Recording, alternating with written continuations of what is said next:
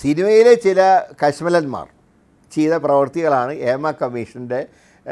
ഹേമ കമ്മിറ്റിയുടെ റിപ്പോർട്ടിൽ വന്നിട്ടുള്ളത്. ഇതിപ്പോൾ വെറും ഊഹാപോഹങ്ങളുടെ അടിസ്ഥാനത്തിൽ ആരെങ്കിലും കുറ്റപ്പെടുത്തുന്നത് ശരിയാണോ? ഇപ്പോൾ കോൺഗ്രസ് പാർട്ടി ഔദ്യോഗികമായിട്ട് തീരുമാനം എടുക്കണമെങ്കിൽ വേട്ടക്കാരുടെ ലിസ്റ്റ് കാണണം. അതാണ് ഞങ്ങൾ പറഞ്ഞ ലിസ്റ്റ് കാണണം എന്ന് പറയാൻ കഴിയും. മലയാള സിനിമാ മേഖലയിൽ സ്ത്രീകൾ നേരിടുന്ന പ്രശ്നങ്ങളുമായി ബന്ധപ്പെട്ടുള്ള ഹേമ കമ്മിറ്റി റിപ്പോർട്ട് ഇപ്പോൾ സിനിമയുമായി ബന്ധപ്പെട്ടുള്ളവർ മാത്രമല്ല ചർച്ചാ വിഷയമാക്കിയിട്ടുള്ളത്. അത് രാഷ്ട്രീയപരമായും വലിയ ചർച്ചയായി മാറിയിരിക്കുകയാണ്.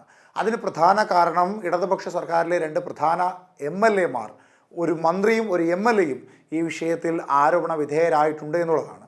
അതിൽ ഒന്ന് മന്ത്രി KB ഗണേഷ് കുമാറും മറ്റൊന്ന് MLA മുകേഷുമാണ്.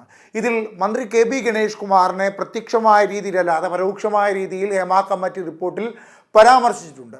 അതായത് മലയാള സിനിമാ മേഖലയിൽ നിന്ന് ഭീഷണിയുടെയും മറ്റും പുറത്താക്കപ്പെടുന്ന പലരെയും സീരിയൽ മേഖലയിൽ തൊഴിൽ ചെയ്യുന്നവരുടെ ആത്മ എന്ന സംഘടനയുടെ അധ്യക്ഷനും പുറത്താക്കുന്നു, അല്ലെങ്കിൽ അവരെ മറ്റ് കാരണങ്ങൾ പറഞ്ഞ് അവരുടെ കരിയർ ഇല്ലായ്മ ചെയ്യാൻ ശ്രമിക്കുന്നു എന്നടക്കമുള്ള ആരോപണങ്ങളിൽ പറയുന്നത് ആത്മയുടെ അധ്യക്ഷൻ എന്നാണ്. ആ ആത്മയുടെ അധ്യക്ഷൻ കാലങ്ങളായ KB ഗണേഷ് കുമാറാണ്.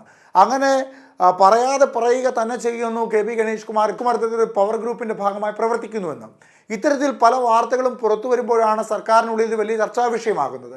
അത്തരത്തിൽ കഴിഞ്ഞ ദിവസം M5 ന്യൂസുമായി കോൺഗ്രസിലെ മുതിർന്ന നേതാവും രാഷ്ട്രീയകാര്യ സമിതി അംഗവുമായ K മുരളീധരൻ കഴിഞ്ഞ ദിവസം M5 ന്യൂസുമായി നടത്തിയ അഭിമുഖത്തിലായിരുന്നു KB ഗണേഷ് കുമാറിനെ പൂർണ്ണമായി തള്ളിക്കളയാത്ത രീതിയിലുള്ള ചില മറുപടി ആ ചോദ്യത്തിന് നൽകിയത്. KB ഗണേഷ് കുമാറിനെതിരെ എന്തുകൊണ്ട് പാർട്ടി ഒരു ശക്തമായ രീതിയിൽ പ്രതിഷേധത്തിലോട്ട് മുൻപോട്ട് പോകുന്നില്ല എന്ന ചോദ്യത്തിൽ KB ഗണേഷ് കുമാർ എന്ന വ്യക്തത വരാത്തിടത്തോളം കാലം പാർട്ടി അത്തരത്തിലൊരു പ്രതിഷേധം ഉന്നയിക്കില്ല എന്ന് മുരളീധരൻ പറയുന്നു. ഇവിടെ ഹേമ കമ്മിറ്റി റിപ്പോർട്ടിൽ ആത്മയുടെ അധ്യക്ഷൻ എന്ന് പറഞ്ഞാൽ ഒരാൾ മാത്രമേ ഉള്ളൂ. എന്നാൽ ആ ആത്മയുടെ അധ്യക്ഷൻ KB ഗണേഷ് കുമാറാണെന്ന് മനസ്സിലാക്കിയിട്ടും എന്തുകൊണ്ടാണ് കോൺഗ്രസ് നിശബ്ദത പാലിക്കുന്നത് എന്ന ചോദ്യത്തിനായിരുന്നു അദ്ദേഹം ഇത്തരത്തിൽ മറുപടി പറഞ്ഞത്. അത് നമ്മൾ ഒരാളെ പറ്റി വിമർശനം നടത്തുമ്പോൾ പാർട്ടി ഒഫീഷ്യലായിട്ട് അഭിപ്രായം പറയണമെങ്കിൽ തെളിവ് വേണം. ഞങ്ങൾ ആവശ്യപ്പെടുന്നത് എന്താ? കോൺഗ്രസും UDF ആവശ്യപ്പെട്ടിട്ടുള്ളത് ഈ റിപ്പോർട്ട് പ്രസിദ്ധീകരിക്കണം. പ്രസിദ്ധീകരിക്കാതെ ഇരകളുടെ പേര് പറയണ്ട, പക്ഷേ വേട്ടക്കാരുടെ പേര് പറയണം. ആ വേട്ടക്കാരുടെ പേര് പറയുന്നതിന് എന്താ തടസ്സം? എന്താ ഞാൻ ചോദിക്കട്ടെ, രാഷ്ട്രീയത്തിൽ എത്ര പേർക്കെതിരായിട്ട് ആരോപണം വന്നിട്ടുണ്ട്? എത്ര അന്വേഷണം നടത്തിയിട്ടുണ്ട്? അതുകൊണ്ട് രാഷ്ട്രീയ മേഖല തകർന്നോ? ഇല്ലല്ലോ. സിനിമയിലെ ചില കശ്മലന്മാർ ചെയ്ത പ്രവൃത്തികളാണ് ഹേമ കമ്മിറ്റിയുടെ റിപ്പോർട്ടിൽ വന്നിട്ടുള്ളത്.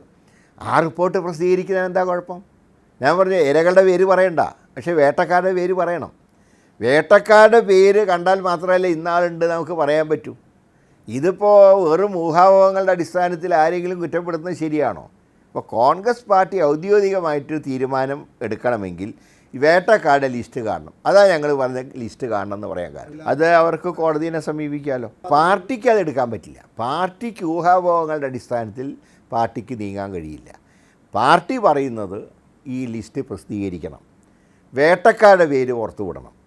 ഇപ്പോൾ നിങ്ങൾക്കറിയാം, ഈ സോളാറിൻ്റെ 2017 സെപ്റ്റംബറിൽ കമ്മീഷൻ റിപ്പോർട്ട് കൊടുത്തു. 2017 നവംബർ മാസത്തിൽ തന്നെ സഭയുടെ മേശപ്പുറത്ത് വെച്ച് നിയമസഭയുടെ 2 മാസമേ ടൈം എടുത്തുള്ളൂ.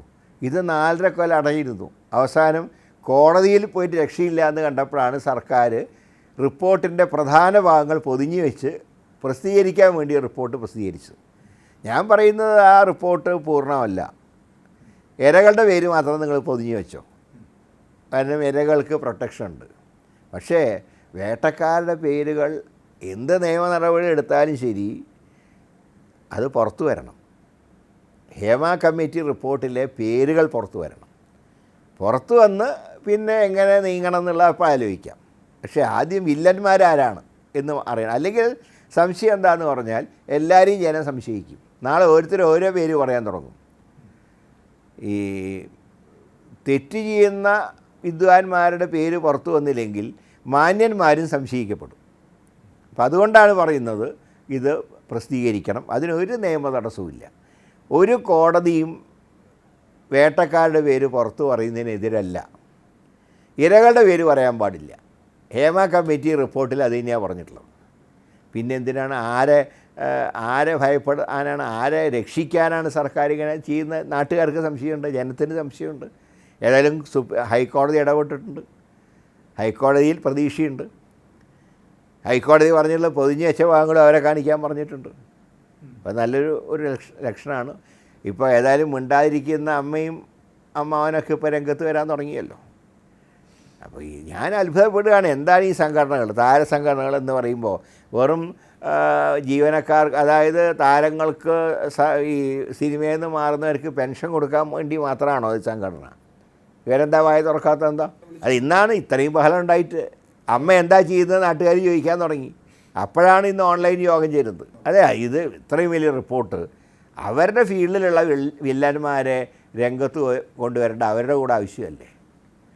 കാരണം സ്ത്രീകൾക്ക് അവിടെ ഒരു സുരക്ഷിതത്വം ഇല്ല എന്ന് പറയുമ്പോൾ പിന്നെ അമ്മയ്ക്ക് എന്താ ജോലി? വെറും പെൻഷൻ കൊടുക്കൽ സംഘടനയാണോ?